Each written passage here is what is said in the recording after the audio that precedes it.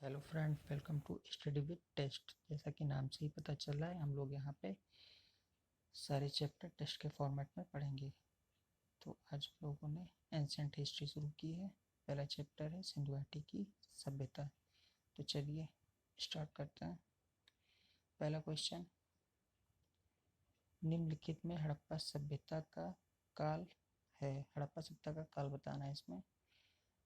ए 2800 ईसा पूर्व से 2000 ईसा पूर्व, या 2500 ईसा पूर्व से 1750 ईसा पूर्व, या 3500 ईसा पूर्व से 1800 ईसा पूर्व, या फिर निश्चित नहीं किया जा सका है। तो गेस करिए फ्रेंड्स। चलिए इसकी थ्योरी देखते हैं हम लोग पहले। तो मोहनजोदड़ो, कालीबंगा, लोथल, धोलावीरा, राखीगढ़ी और हड़प्पा इसके प्रमुख केंद्र थे। रेडियो कार्बन C14 जैसी विलक्षण पद्धति के द्वारा सिंध घाटी की सभ्यता की सर्वमान्य तिथि 2350 ईसा पूर्व से 1750 ईसा पूर्व मानी गई है। इसकी खोज राय बहादुर दयाराम साहनी ने की थी। तो चलिए देखते हैं। इस हिसाब से 2350 से 1750 है।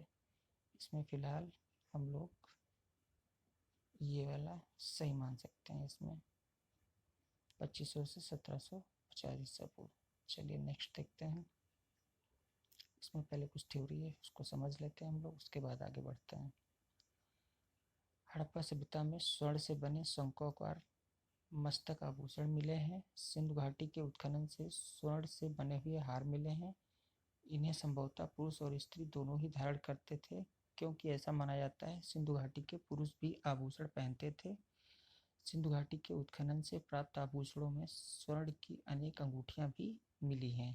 तो इसका मतलब फ्रेंड्स, जो सिंधु सभ्यता के लोग थे वो सोने के आभूषण यूज करते थे। अगली थ्योरी है, IIT खड़गपुर और भारतीय पुरातत्व सर्वेक्षण ASI के वैज्ञानिकों ने सिंधु घाटी की सभ्यता को लेकर ऐसे तथ्य सामने रखे हैं जिनसे पता चलता है कि यह सभ्यता 5500 नहीं बल्कि 8000 साल पुरानी है।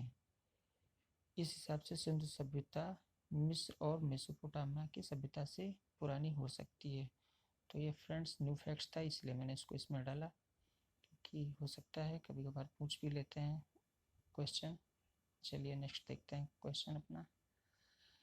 किस आधार पर हड़प्पा सभ्यता का काल निर्धारण 2500 ईसा पूर्व एवं 1750 ईसा पूर्व के मध्य किया गया? तो ए है, खुदाई में प्राप्त वस्तुओं एवं बर्तनों की समानता के द्वारा। बी, गुजरात, हरियाणा, पंजाब और राजस्थान की हाल की खुदाइयों में मिले अवशेषों द्वारा। या सी, रेडियो कार्बन परीक्षण C14 द्वारा। या हड़प्पा एवं प्राचीन पश्चिमी सभ्यताओं के बीच संपर्क के विवरण द्वारा। तो फ्रेंड्स इसमें क्या हो सकता है, गेस करिए। गुजरात, हरियाणा, पंजाब की खुदाइयों के द्वारा, या रेडियो कार्बन। रेडियो कार्बन सबसे लेटेस्ट टेक्नोलॉजी है, इसी को यूज करते हैं। तो हमारा आंसर यही सही होगा। पहले कुछ नोट्स हैं, इनको पढ़ लेते हैं। राखीगढ़ी हरियाणा के हिसार जिले में एक गांव है जो सिंधु घाटी सभ्यता का सबसे बड़ा पुरातात्विक स्थल माना जाता है। तो कभी कभार पूछ लेते हैं फ्रेंड्स कि सबसे बड़ा स्थल कौन सा है, तो हम लोग इसको बताएंगे सिंधु घाटी का राखीगढ़ी हरियाणा के हिसार जिले में है।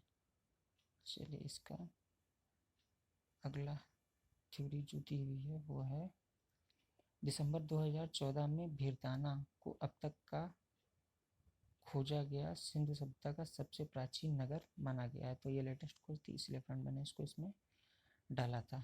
चलिए नेक्स्ट देखते हैं। तीसरा क्वेश्चन है, निम्नलिखित में से किस पुरातत्वविद ने सिंधु घाटी सभ्यता का स्थल मोहनजोदड़ो की प्रारंभिक खोज की थी? सबसे पहले खोज किसने की थी? तो हम सब लोग जानते हैं, सरल सा क्वेश्चन है कि राखालदास बनर्जी ने पहली खोज की हुई थी। चलिए नेक्स्ट देखते हैं। पहले कुछ थ्योरी। यह सिंधु नदी की घाटी में फैली हुई थी, इसका नाम सिंधु घाटी की सभ्यता रखा गया।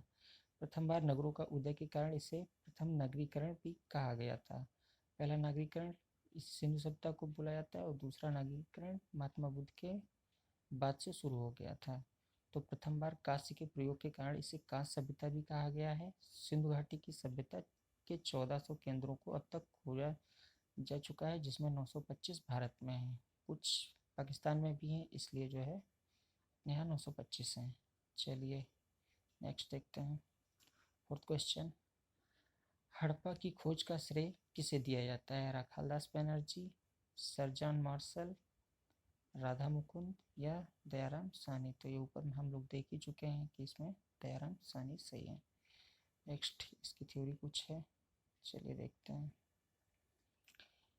इसे सिंधु घाटी की सभ्यता का नाम दिया क्योंकि यह सिंधु और उसकी सहायक नदियों के क्षेत्र में आते हैं, पर बाद में रोपड़, लोथल, कालीबंगा, वनमाली, रंगपुर क्या है, रंगपुर है, आदि के क्षेत्रों में इस सभ्यता के अवशेष मिले हैं जो सिंधु और उसकी सहायक नदियों के क्षेत्र के बाहर थे। चलिए नेक्स्ट देखते हैं। पांचवा क्वेश्चन, हड़प्पा सभ्यता किस काल से संबंधित थी? तो हम लोगों को इसका काल बताना है कि कौन सी चीज़ें वहाँ पे ज़्यादा यूज हुई थी। तो इस हिसाब से वहाँ पे कांसा यूज हुआ था ज़्यादा, या पत्थर के औजार, या लौह के, या सारे? तो हम लोगों को पता है वहाँ पे ये कांस्य सभ्यता कही जाती है। चलिए नेक्स्ट देखते हैं। इससे पहले कुछ थ्योरी है, इसको भी देख लेते हैं। जली हुई ईंटों का प्रयोग हड़प्पा सभ्यता की एक प्रमुख विशेषता थी, क्योंकि समकालीन मिस्र के मकानों के निर्माण के लिए शुष्क ईंटों का प्रयोग होता था। हड़प्पा सभ्यता में जल निकासी प्रणाली प्रभावी थी, क्योंकि हम लोग उनके विशाल स्नानागार वगैरह देख ही चुके हैं, बहुत ही विकसित उनकी विकास प्रणाली थी। चलिए अगला देखते हैं इसका थ्योरेटिकल पोर्शन। सिंधु सभ्यता में मातृशक्ति की पूजा सर्वप्रधान थी। यहाँ से सबसे अधिक नारी की मृण मूर्तियाँ प्राप्त हुई हैं। मृण मूर्तियाँ मतलब मिट्टी की मूर्तियाँ मिली हुई हैं। हड़प्पा से प्राप्त एक मुहर में स्त्री के गर्भ से एक पौधा निकलता हुआ दिखाया गया है। यह प्रतिमा है। तो लोग मातृशक्ति की पूजा करते थे, मातृ प्रधान भी था हड़प्पा सभ्यता। चलिए नेक्स्ट देखते हैं। सिंधु सभ्यता का प्रचलित नाम क्या है? सिंधु सभ्यता का हड़प्पा सभ्यता का प्रचलित नाम क्या है? सिंधु सभ्यता, लोथल की सभ्यता, या सिंधु घाटी की सभ्यता, या मोहनजोदड़ो की सभ्यता? तो सबसे ज़्यादा वो सिंधु नदी की घाटी के आसपास ही फैली हुई थी, इसलिए इसको जो है सिंधु घाटी की सभ्यता ही कहते हैं। तो चलिए नेक्स्ट देखते हैं। इसका कुछ थ्योरेटिकल पोर्शन है, इसको पढ़ते हैं। हड़प्पा सभ्यता नगर में निर्माण एवं भवन निर्माण, योजनाबद्ध नगरों एवं भवन का निर्माण इस सभ्यता की सर्वश्रेष्ठ विशेषता थी। सभी प्रमुख नगर, जिसमें हड़प्पा, मोहनजोदड़ो, चोहुंदड़ो, लोथल तथा कालीबंगा, सभी प्रमुख नगर नदियों के तट पर बसे थे। इन नगरों में सुरक्षा के लिए चारों ओर पर कोटा दीवार का निर्माण किया जाता था। दूसरा फैक्ट है, सिंधु सभ्यता के सबसे बड़ा बंदरगाह लोथल था। प्राचीन सिंधु घाटी की सभ्यता यह एक विशाल बंदरगाह अहमदाबाद के भाल प्रदेश में स्थित है। इस प्राचीन बंदरगाह की खोज 1954 में हुई थी, जो 2400 ईसा पूर्व के पहले का माना जाता है। चलिए फ्रेंड नेक्स्ट देखते हैं। 7th क्वेश्चन, सिंधु सभ्यता संबंधित है। सिंधु सभ्यता किससे संबंधित है? प्रागैतिहासिक युग से, आदि ऐतिहासिक युग से, ऐतिहासिक युग से, उत्तर ऐतिहासिक युग से? तो फ्रेंड्स ये जो है आदि ऐतिहासिक युग से है, क्योंकि इसकी लिपि को अभी तक पढ़ा नहीं जा सका है। चलिए नेक्स्ट देखते हैं। 8वां क्वेश्चन, हड़प्पा संस्कृति की जानकारी का प्रमुख स्रोत है। क्या हड़प्पा संस्कृति को कैसे जानते हैं हम लोग? शिलालेख से, पक्की मिट्टी की मोहरों पर अंकित लेख से, या पुरातात्विक खुदाई से, या उपयुक्त सभी से? तो फ्रेंड्स हम लोग इसको पता ही है कि इसका लेख तो पढ़ा ही नहीं जा सका है, तो इसकी जो खुदाई से जो भी मिला हुआ है सब खुदाई से ही प्राप्त हुआ है, तो हम लोग इसको सही कर सकते हैं। चलिए नेक्स्ट देखते हैं,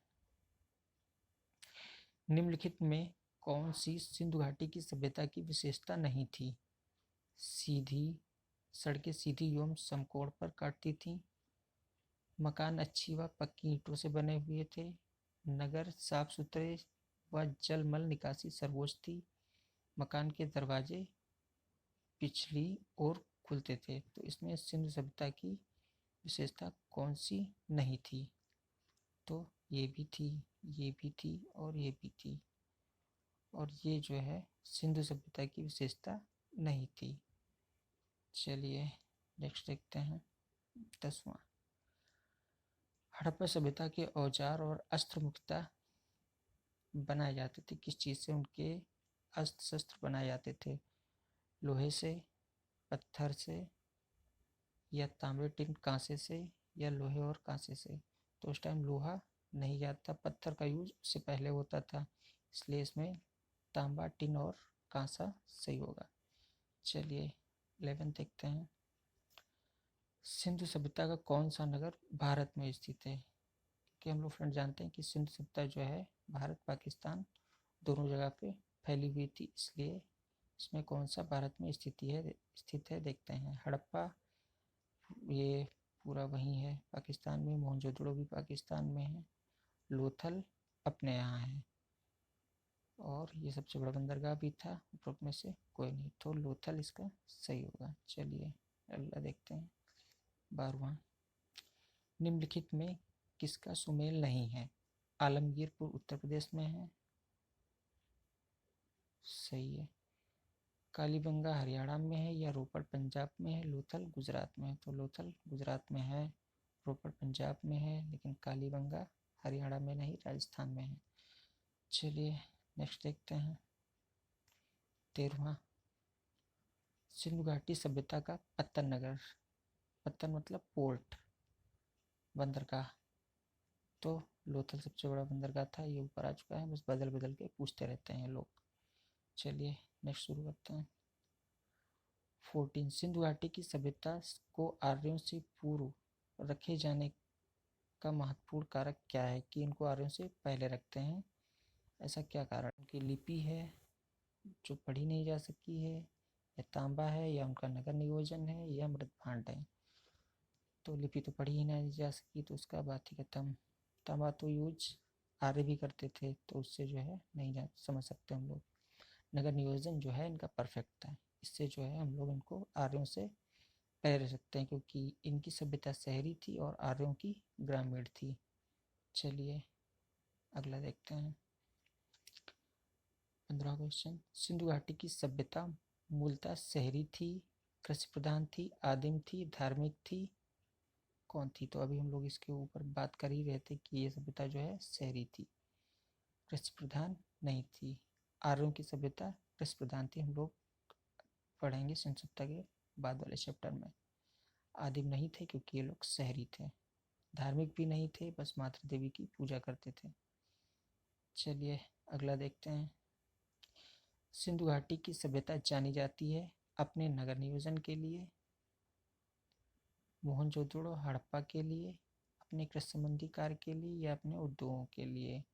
तो हड़प्पा सभ्यता के नगर नियोजन बहुत ही परफेक्ट था, ये हम लोग अभी पढ़ चुके हैं, तो वह अपने नगर नियोजन के लिए ही जानी जाती थी। चलिए अगला देखते हैं 17वां क्वेश्चन, निम्नलिखित आहार में से कौन सा आहार सिंधु घाटी की सभ्यता के व्यक्तियों का मुख्य आहार था? क्या ये लोग खाना क्या खाते थे? सिंधु सभ्यता के लोग मांस खाते थे, मछली खाते थे, या गेहूँ खाते थे, या चावल खाते थे? तो मांस मछली तो खाते ही थे, उनका प्रमुख आहार जो है उस टाइम गेहूँ था, ये लोग गेहूँ खाने लगे थे, इसकी 2 या 3 प्रजातियाँ वहाँ पे ये लोग लगाते थे।